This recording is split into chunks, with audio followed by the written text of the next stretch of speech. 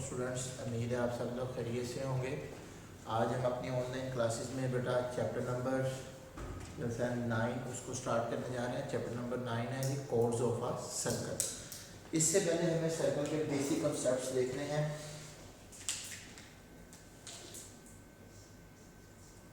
Chapter number 9 है code of circle.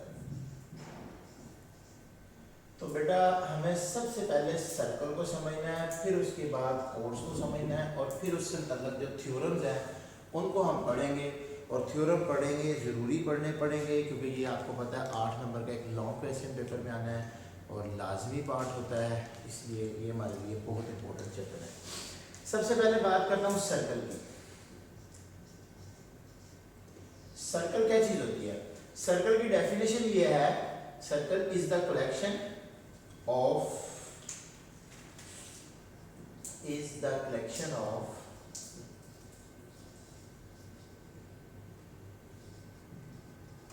of infinite many points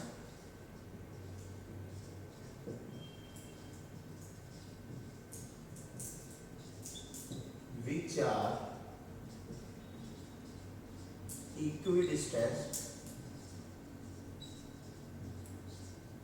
from some fixed point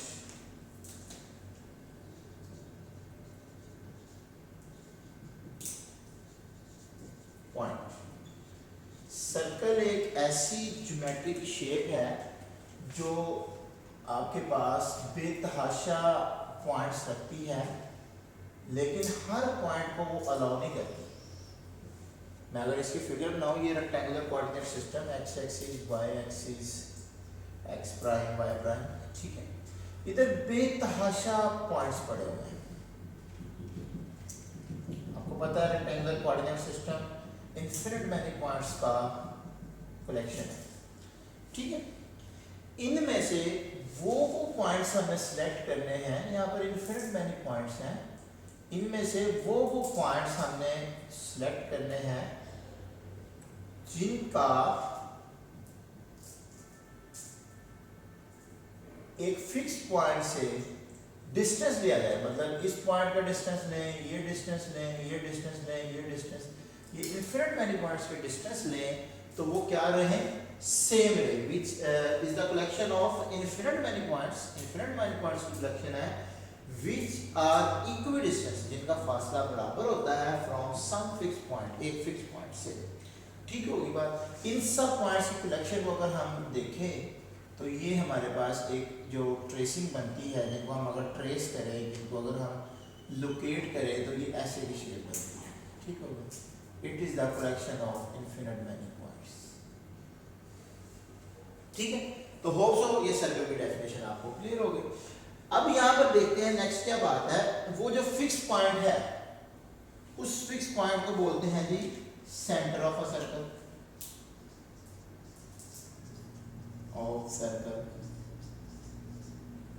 ठीक होगी बात। ये आपको अब सेंटर ऑफ सर्कल को बंदा पूछ लेता है वो क्या चीज होती है, तो it is a fix point from which all the points of a circle are equidistance. इसकी डेफिनेशन यूं भी लिखी जा सकती है, it is a fixed point from which all points of circle are equidistant।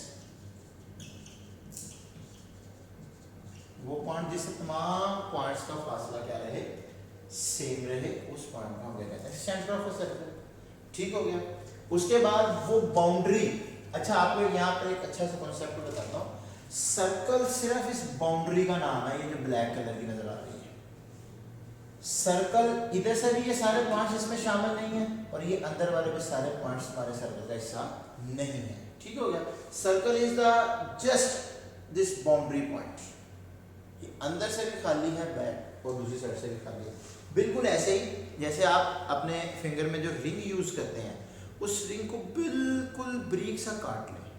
इतना ब्रीक काटें कि जस्ट उसकी विड्थ ना रहे, उसकी मोटाई ना हो, तो वो सर्कल कहलाएगी।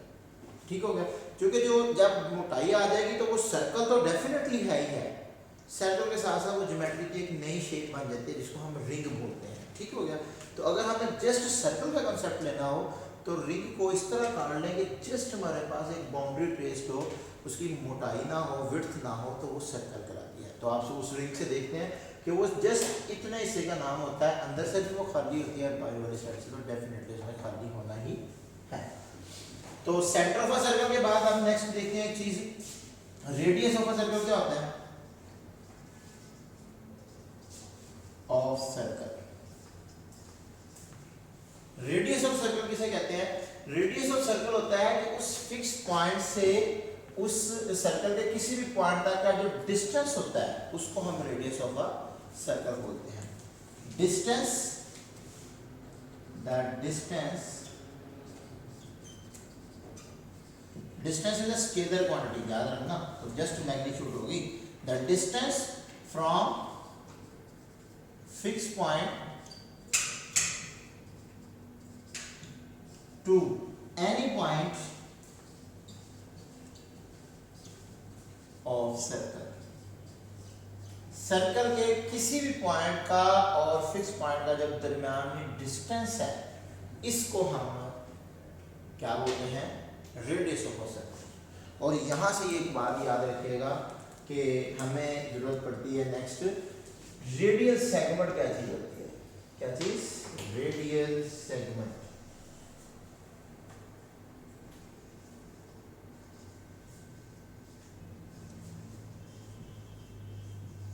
सेगमेंट, चूंकि लाइन सेगमेंट एक लफ्ज हमने सुन रखा हुआ है, लाइन सेगमेंट,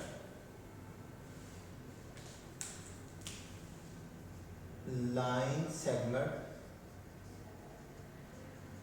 जिसका ये मतलब होता है कि ये एक ऐसी लाइन होती है जिसके दो एंड पॉइंट्स होते हैं, लाइक दिस शेप। ठीक हो गया, तो रेडियल सेगमेंट भी उसी लाइन सेगमेंट से ही आगे निकाला गया लफ्ज है, जिसका मतलब होता है ये एक ऐसी लाइन को ट्रेस किया जाता है जिसके दो एंड पॉइंट्स होते हैं।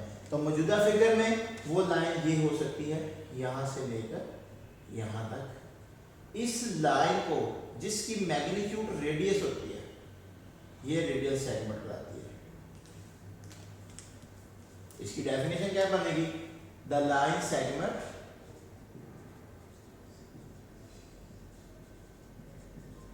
whose end points are center and any point on boundary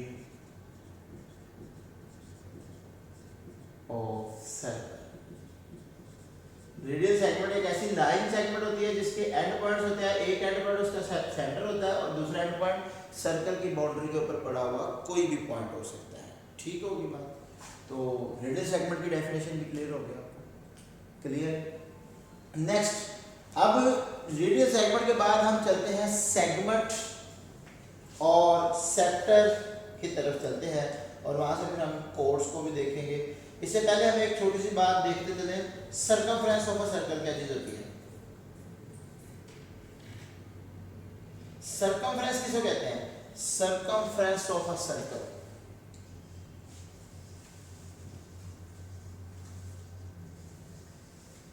of circle.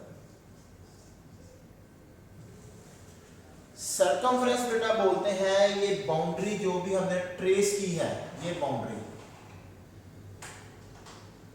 जो इन्फिनिट मैनी पॉइंट्स के मिलने से बनी है। कितने पॉइंट्स थे यहां पर? बोला पता ना, इन्फिनिट मैनी पॉइंट्स ना, ऐसे ही है। तो बाउंड्री क्या होती है? Sorry, circumference, the boundary trace, trace का मतलब बनती है, the boundary trace by points,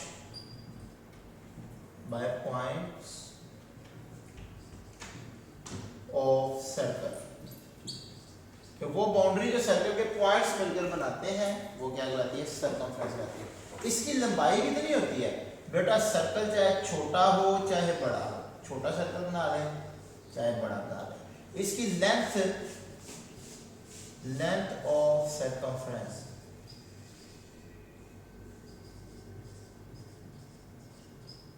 हमेशा 2 पाई आर ही रहती है। 2 पाई एक कांस्टेंट होता है और आर रेडियस होता है। जितना सर्कल का रेडियस होगा उतना वहां पर हम मल्टीप्लाई करते चले जाएंगे। ये एक्चुअली पता है कैसे कैलकुलेट करते होते हैं, सर्कमफ्रेंस की बाउंड्री कैसे कैलकुलेट की जाती है। ये हमारे पास फर्ज करें यही एक सर्कल है ना, इसके इनफिनिट मैनी पार्ट्स कर लेने और इतने ब्रीक ब्रीक पार्ट्स करने हैं ना कि ये कर्व लगे ही ना, ये वाला हिस्सा ये बिल्कुल स्ट्रेट लगे। तो इवन पार्ट्स होंगे ना, तो मतलब आपने फर्ज करो एक सर्कल के 40 पार्ट किए हैं, इतने छोटे पार्ट्स किए हैं कि ये जो कर्व है ना, ये आपको कर्व फील नहीं हो रही, जस्ट लाइक स्ट्रेट लाइन हो गई। तो उसके 10 पार्ट ऐसे रख दें, ये एक पार्ट, फिर ये एक पार्ट और ये एक पार्ट। तो आप देखते हैं इस तरह रखते चले जाएं। अब मैं चलो ऐसे थोड़े से बड़े बना देता हूँ, इक्वल वैसे बनेंगे। तो आपने 20 अगर इवन पार्ट्स किए हैं ना, उसके 20 पार्ट्स किए हैं, 10 पार्ट ऊपर वाली साइड से 10 पार्ट नीचे वाली साइड से जकड़ देंगे ना, तो ये हमारे पास एक रेक्टेंगल बन जाएगी। ठीक हो गया। और इस रेक्टेंगल की ये लेंथ, ये जो रेड कलर के ऊपर आपको नजर आ रही है, इसको मैं कलर चेंज कर देता हूँ। Actually it is and this is, इनको जब आप दोबारा जोड़े तो ये बाउंड्री बन जाती है, इनकी लंबाई मालूम कर दी जाती है। ये रेक्टेंगल बन गया, ये उसका क्या है रेडियस, ये असल में सर्कल का रेडियस है ये। चलो इसको ना रेड से रहने देते हैं। ओह सॉरी सॉरी सॉरी, ये रेड से रहने देता हूँ। ये जितनी भी आपको बीच में ये रेड लाइंस नजर आ रही है ना, ये सारी सर्कल का रेडियस है। भला कैसे, ये देखें ना, ये एक आपने कर्व उठाई तो ये रेडियस ही नहीं, this is also radius, this is also radius, और ये ब्लू वाली जो सी है ये आपके पास क्या बन गया बाउंड्री। तो ये रेडियस हो गया सर्कल का, ठीक हो गया। तो इसका मतलब इसकी हाइट सर्कल की कितनी बने, इस रेक्टेंगल की हाइट r बन जाती है।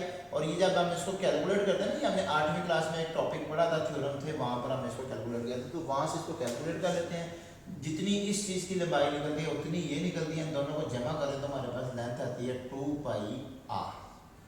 ठीक हो गया। तो इस मेथड से हम सर्कमफ्रेंस को कैलकुलेट भी कर सकते हैं। वो हमारा इधर जो कि सिलेबस का हिस्सा नहीं है, इसलिए मैंने जस्ट आपको हिंट दे दिया। आप अपनी 8 क्लास की बुक से भी देख सकते हैं या वैसे भी नेट पर सर्च कर सकते हैं, सर्कमफ्रेंस ऐसे कैलकुलेट की जाती है। ठीक है। तो अब सर्कमफ्रेंस के बाद हम नेक्स्ट चलते हैं नेक्स्ट टॉपिक की तरफ, that is called the code. क्या चीज होती है कोड, हमारे सर्कल में क्या चीज होती है। चलिए मैं एक सर्कल को दोबारा ड्रा करता हूँ और आपको कोड का कंसेप्ट समझाता हूँ।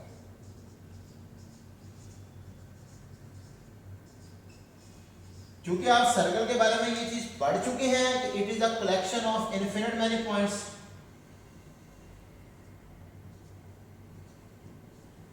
इनफिनिट मैनी पॉइंट्स की कलेक्शन है। ओके हो गया।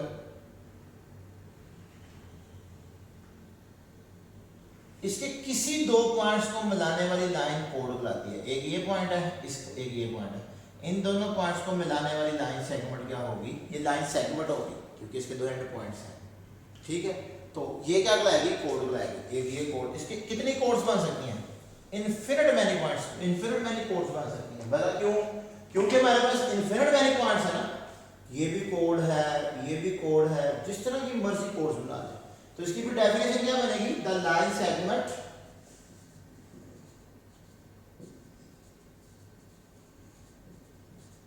join any points, any pair of points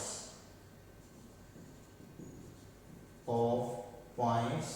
चलो मैं यहाँ से थोड़ा सा वाज़ेह करके दे दूँ ताकि आपको नोट करने में भी आसानी हो। any pair of points of circle, circle के कोई से दो पॉइंट्स को मिलाने वाली लाइन को क्या कहते हैं, कोड कहते हैं। और आपको एक मजे की बात बताऊं, कोड से ही आगे डायमीटर बनता है कि सर्कल के सेंटर से अगर वो कोड गुजर जाए, मसलन फर्ज करो यहाँ से कोड आ रही थी, ये ऐसे रेड कलर में है, तो ये भी कोड है, सर्कल के दो पॉइंट्स को आपस में जोड़ रही है, लेकिन ये लकीली सर्कल के सेंटर से पास कर रही है, तो ये कोड भी है। और इसका प्लस नाम क्या रख दिया जाता है, डायमीटर। ठीक है। तो डायमीटर की डेफिनेशन भी यहाँ पर आप इजीली कैप्चर कर सकते हैं। डायमीटर ऑफ अ सर्कल क्या चीज होती है फिर?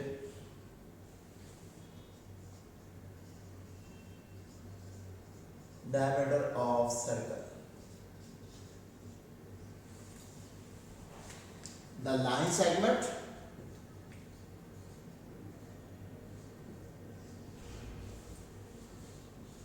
joining any pair of points of circle that also pass through center of circle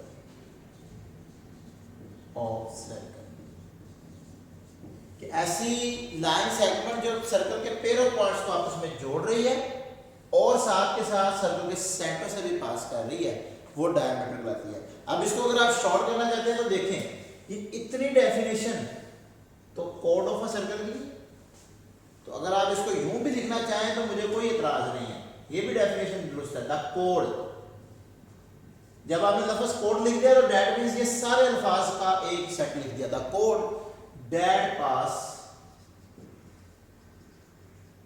through centre of circle,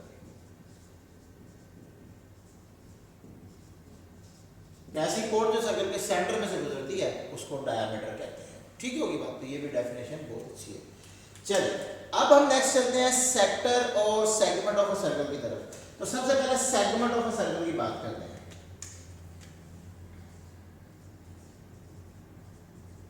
segment of circle, segment कहता है कि एक सर्कल जो इन्फिनिट मैनी पॉइंट्स की कलेक्शन है,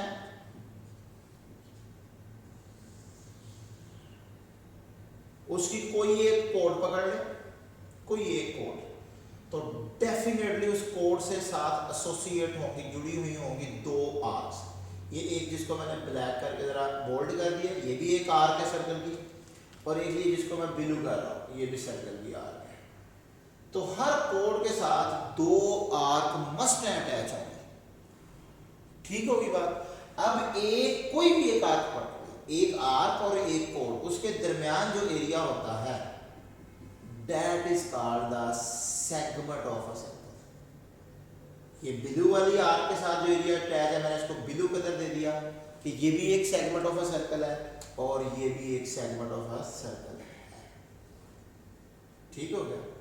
तो इस तरह आपको कंसेप्ट क्लियर होगा। इसकी डेफिनेशन लिख सकते हैं द एरिया या रीजन, रीजन लिख लेते हैं, द रीजन बाउंडेड, रीजन का बाउंडेड जो सराउंड किया होता है, बंद किया होता है जिसको, bounded by an arc and a code,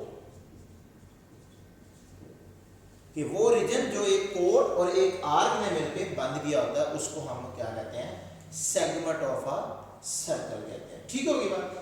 guarantee शुदा बात है कि जब भी सेगमेंट बनेगा तो दो सेगमेंट बनेंगे। जब आपके पास कोड कोई मिलकर एक सेगमेंट बनाएगी तो दो सेगमेंट बनेंगे। One is called major segment और one is called minor segment. ठीक होगी बात। लेकिन अब आपके जहन में फौरन क्वेश्चन आएगा, नहीं आया तो मैं बता देता हूं।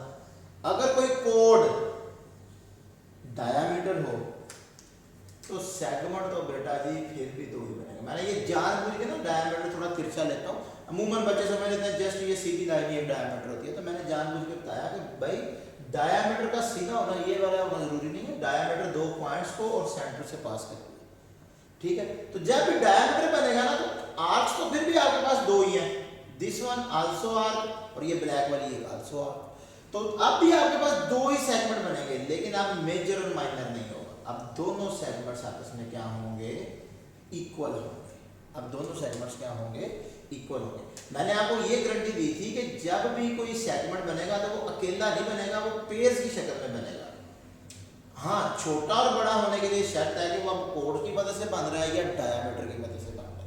अगर कोड की मदद से बनेगा तो फिर वो मेजर और माइनर होंगे, और अगर डायामीटर की मदद से बन रहा है तो फिर वो दोनों क्या होंगे, इक्वल सेगमेंट्स होंगे।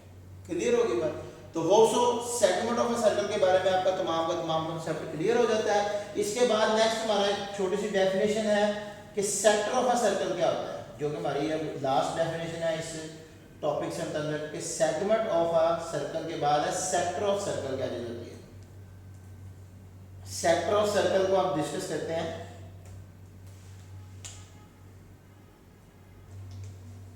तो नेक्स्ट हमारी डेफिनेशन थी सेक्टर ऑफ अ सर्कल क्या चीज होती है। Sector of circle. अब सेक्टर के लिए क्या चीज है? सेक्टर बेटा कहता है कि दो रेडियल सेगमेंट्स, क्या दो रेडियल सेगमेंट। रेडियल सेगमेंट मैं आपको ऑलरेडी बता चुका हूं क्या होता है रेडियल सेगमेंट, ठीक है। तो दो रेडियल सेगमेंट किसी भी सर्कल के ले लें, तो ये फर्ज करें ये ब्लैक का एक रेडियल सेगमेंट ये है और एक रेडियल सेगमेंट ये, तो इन दो रेडियल सेगमेंट्स के साथ मैं गारंटी देता हूं कि आपके पास दो आर्क्स मिलेंगे आपको, एक ये रेड कलर की और एक ये ब्लैक कलर की। ठीक हो गया? तो ये दो रेडियल सेगमेंट और उनके साथ एक आर्क लाजमी अटैच होती है, तो वो मिलकर सेक्टर बनाती है। Like this is a sector.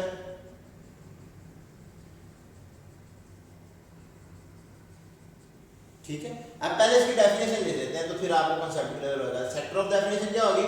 The reason bounded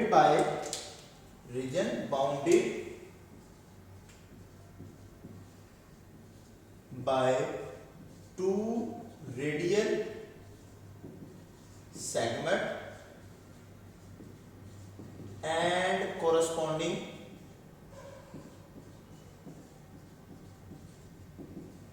arc is called sector of a circle। ठीक होगी बात? तो अब मैंने कोरस्पॉन्डिंग आर्क का मतलब कि जो भी आप रेडियल सेगमेंट लेंगे उसके साथ दो आर्क्स लाजमी जुड़ी हुई है। आप इस सेक्टर की बात कर रहे हैं तो ये भी एक सेक्टर है, और अगर ये रेड वाले की बात करनी है तो it is also a sector. Clear होगी बात?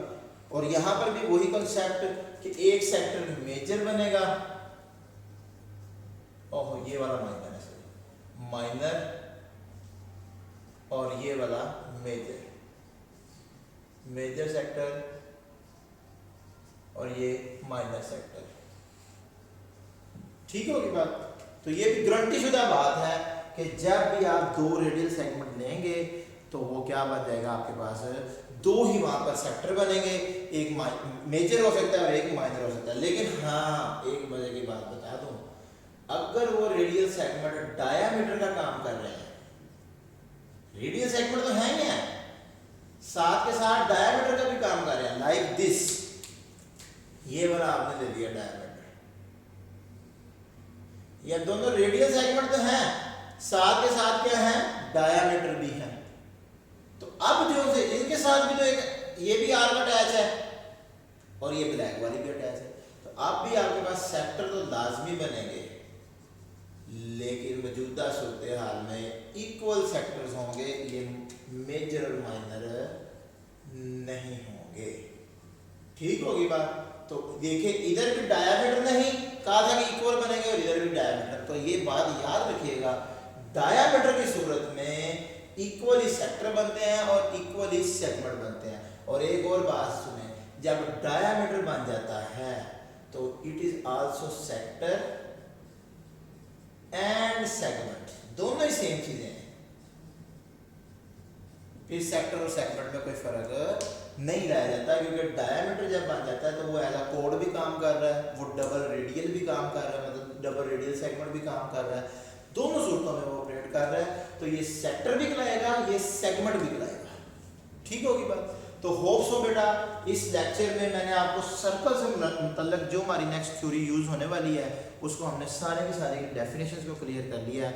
तो अब थ्योरम्स में आपको इन चीज़ों के बारे में कोई प्रॉब्लम नहीं होनी चाहिए, ये अब आपकी फिंगर टिप्स पे होंगी। इंशाल्लाह नेक्स्ट वीडियो में मिलेंगे नेक्स्ट टॉपिक के साथ, तब तक के लिए अल्लाह हाफ़िज़।